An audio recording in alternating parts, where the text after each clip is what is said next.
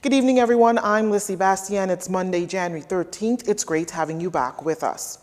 Under the theme, Rebuilding a Stronger and More Resilient Bahamas, the government, partnering with United Nations Development Program, held a Hurricane Dorian pledging conference today at the Bahama Convention Center with major local and international donors pledging financial support to assist in the rebuilding efforts of Abaco, the Abaco Keys, East End and West End Grand Bahama. It's been 4 months since Hurricane Dorian ripped through and destroyed the northern islands, causing more than 70 deaths, along with reports of hundreds still missing and $3.4 billion in damages. Prime Minister Dr. Hubert Minnis, in officially opening the conference, told a packed room that the conference is essential to the overall rebuilding of Abaco and Grand Bahama, with Abaco receiving the brunt of the storm's impact. Dr. Minnis told the prospective donors that the government's urgently seeking to raise funds to complement the $10 million already given so far for home repairs, and stressed that in rebuilding Abaco, the Abaco Keys and Grand Bahama comes the restoring and rebuilding of the Commonwealth of the Bahamas.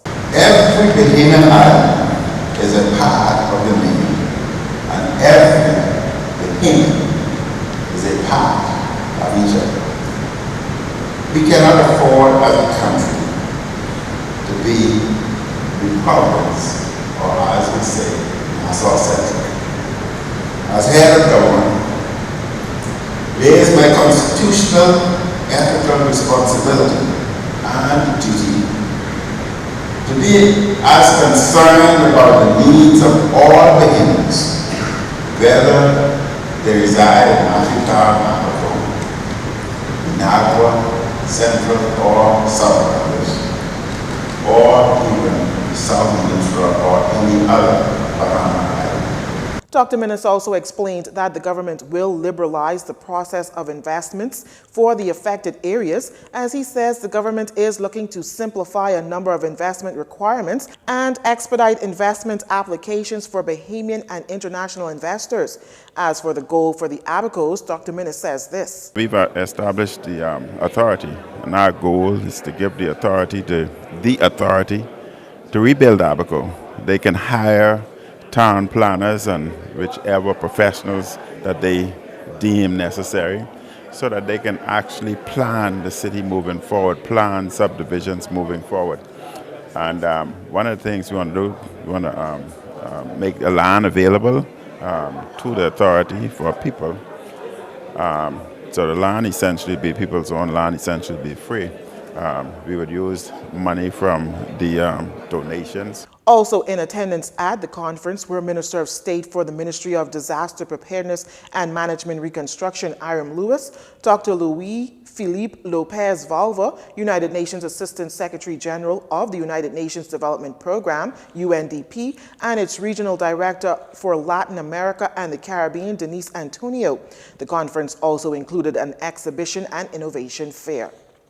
With $3.4 billion in damages, the price tag in which Hurricane Dorian left behind since the storm, our brothers and sisters from around the Bahamas and international partners have pledged their support both through services and financial aid. During the pledging segment of the pledge conference today, led by Deputy Prime Minister and Minister of Finance Peter Turnquest, both local and international partners pledged to help with rebuilding efforts. Mr. Turnquest highlighted the sum of the $10 million allocated to assist small homes to help with repairs that are necessary. Bahama continued with their efforts in making an additional financial donation in the sum of $300,000 and the commitment of 8 40-foot containers with furniture. President of the P3 Group made a donation in the amount of $9.7 million to help with the rebuilding of the islands.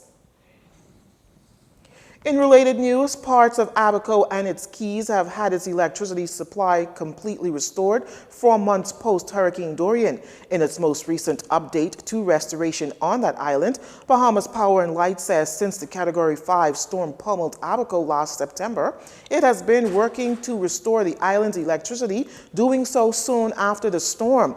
Assessments had been carried out immediately after the storm, which saw infrastructure in some parts completely wiped out. Electricity was first restored to South Abaco, Sandy Point to Wilson City by late September, and then to North Abaco, Cooperstown to Crown Haven by early November. Now, BPL says as of this month, January 5th, Marsh Harbor has been restored to 100% in several areas, including Central Abaco Primary School, Government Treasury Building, Spring City Electrification, and the Water and Sewage Corporation well field. As for Treasure Key, 210 customers have also been restored, along with Sunrise Bay, Central Pines Police Station and its residents. Blackwood is 90% complete, with a target date of January 26 for completion. Areas such as the Airport Road, Central Pines Subdivision, and Elbow Key are less than 50% complete, although BPL has set target dates for January and February.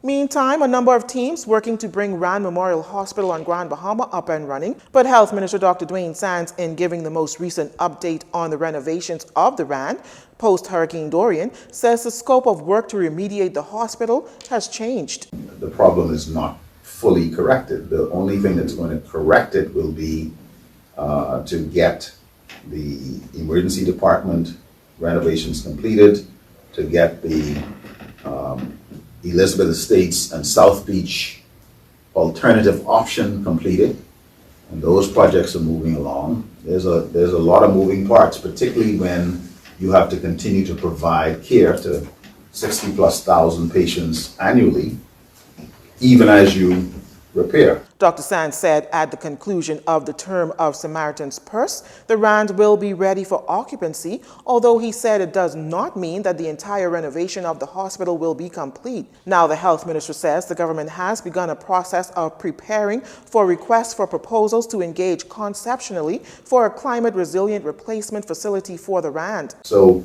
we continue to provide care at Elizabeth Estates in South Beach.